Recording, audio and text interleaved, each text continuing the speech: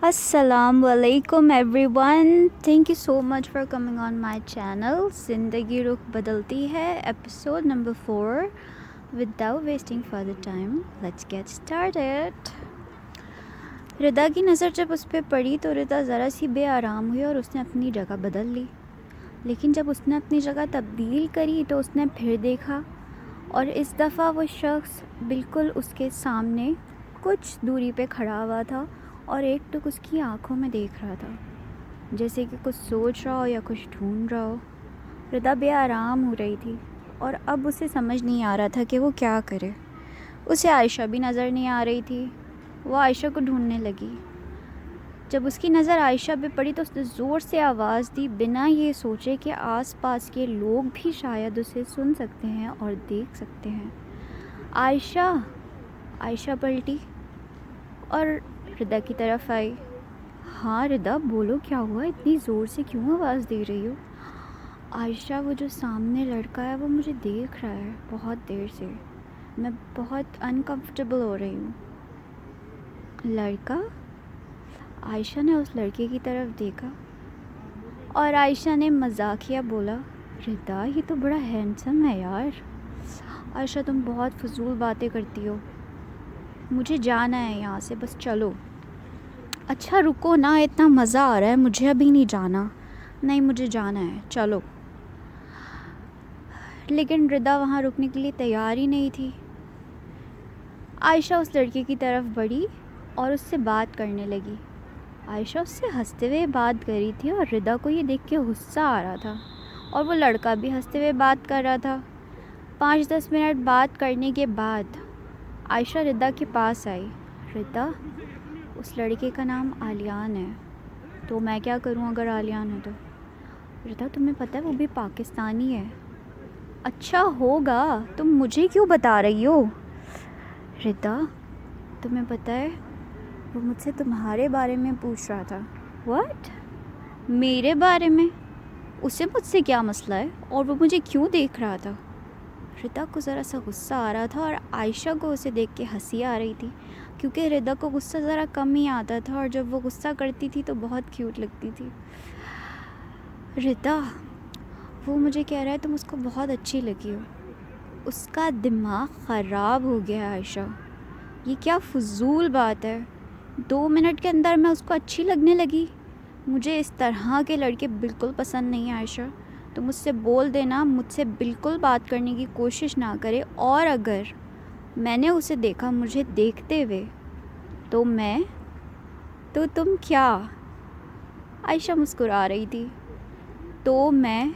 हाँ, तुम क्या? तो मैं चली जाऊंगी यहाँ से. आयशा ज़ोर से हंसी.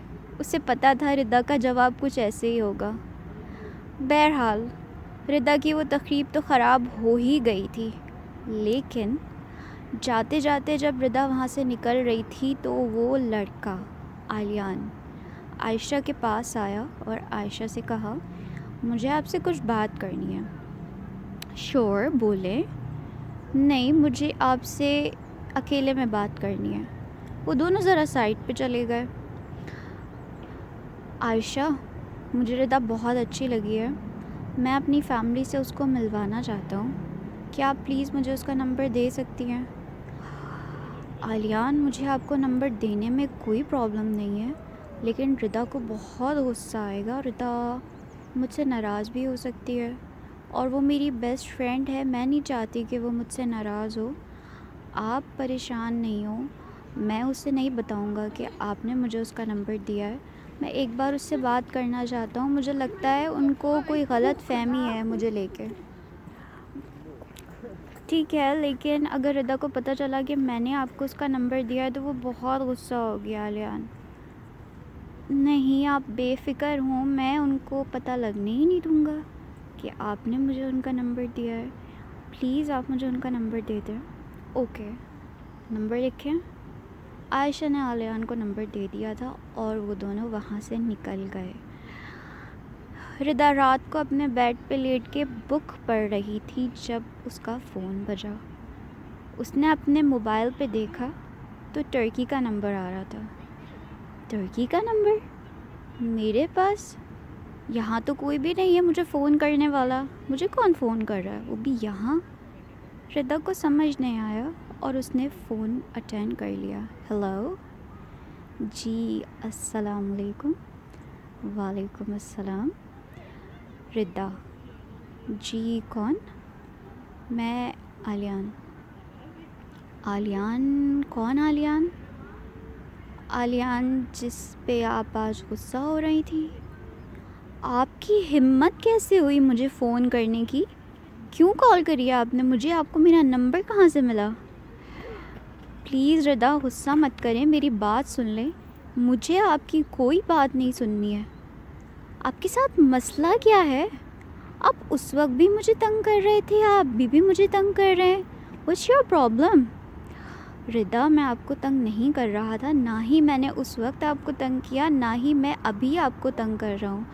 नहीं तो फिर आप मुझे फ़ोन क्यों कर रहे हैं? आपके साथ मसला क्या है आखिर? रिदा मेरी बात आराम से सुने। क्या है बोलें। देखें रिदा, मैंने आपको शादी में देखा, आप मुझे बहुत अच्छी लगी। मैं आपसे शादी करना चाहता हूँ। शादी मुझसे। आलियान मुझे लगता है कि आपका ज़हनी तवाज़ुन ख़राब हो चुका है। बेहतर होगा कि आप मुझे दोबारा कॉल ना करें, अदरवाइज़ मैं आपकी शिकायत कर दूँगी। ये कह के बिना कुछ सुने रिदा ने फ़ोन बंद कर दिया।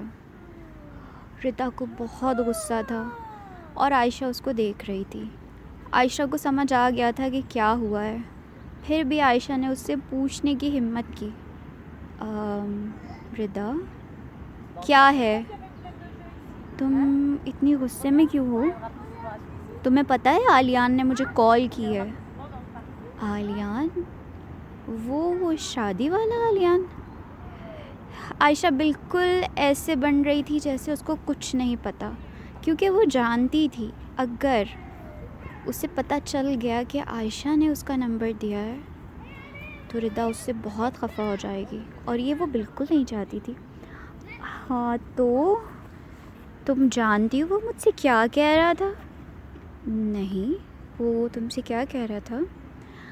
वो मुझसे कह रहा था वो मुझसे शादी करना चाहता है। तो ये तो अच्छी बात है ना? अच्छी बात?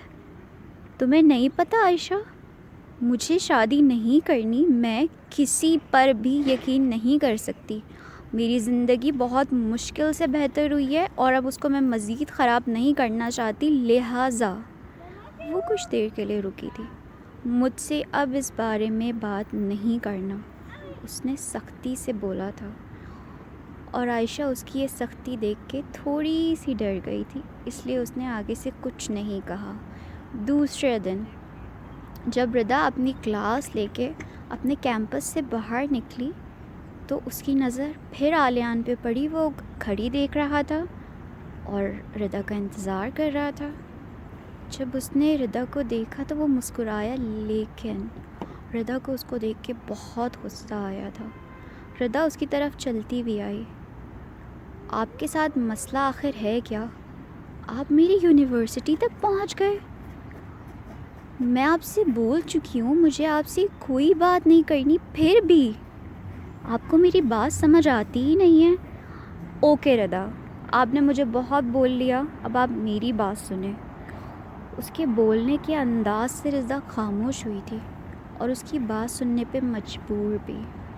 आलियान बिलाशुबा एक हैंडसम नौजवान था और बात करने के अंदाज से भी लगता था कि किसी अच्छे ख़ानदान से है।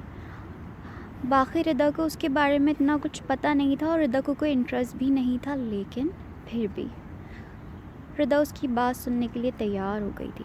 रिदा, मैं आपसे शादी करना चाहता हूँ, ये मैं आपको पहले बता चुका हूँ। मैं अपनी फ़ैमिली को आपसे मिलवाना चाहता हूँ। मेरी फ़ैमिली यहाँ टर्की में रहती है, मैं बचपन में ही टर्की आ गया था। मैं पाकिस्तानी हूँ। मैं अपनी मदर और एक बहन के साथ रहता हूँ। मैं इंजीनियर हूँ और आप मुझे बहुत अच्छी लगती हैं रिदा। उसने ये ज़रा मोहब्बत से बोला था, लेकिन रिदा को उसकी बात बिल्कुल अच्छी नहीं लगी थी। मुझे आप में या आपके बायोडेटा में कोई इंटरेस्ट नहीं है। आपने मुझे बोला मैं आपकी बात सुन लूँ, मैंने सुन ली, अब आप जा सकते हैं और मुझे भी जाना है। रिद्दा मेरी बात तो सुने।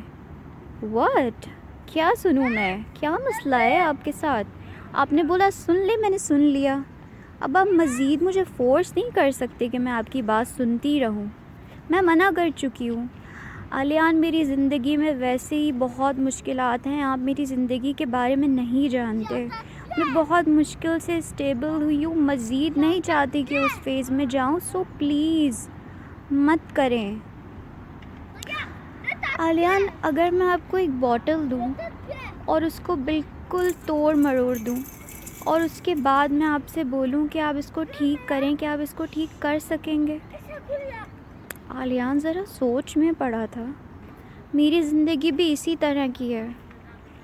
मैं इसको ठीक करने में लगी हुई हूँ, लेकिन मैं ठीक नहीं कर पा रही। तो मैं नहीं चाहती कि कोई दूसरा शख्स मेरी ज़िंदगी में शामिल हो जाए और मेरे लिए मज़ीद परेशानी का बायस बने। तो खुदारा मुझे परेशान मत करें। रिदा, मुझे नहीं पता आपकी ज़िंदगी के बारे में कि आपकी ज़िंदगी में क्या हुआ। मैं जानना चाहता हूँ, मैं सुनना चाहता हूँ और मैं समझना चाहता हूँ, और आपसे वादा करता हूँ कि हो सकता है बेहतर कर दूँ, लेकिन मैं कभी आपकी ज़िंदगी को ख़राब होने नहीं दूँगा। आपको जब मेरी ज़रूरत होगी मैं हमेशा आपके साथ होऊंगा।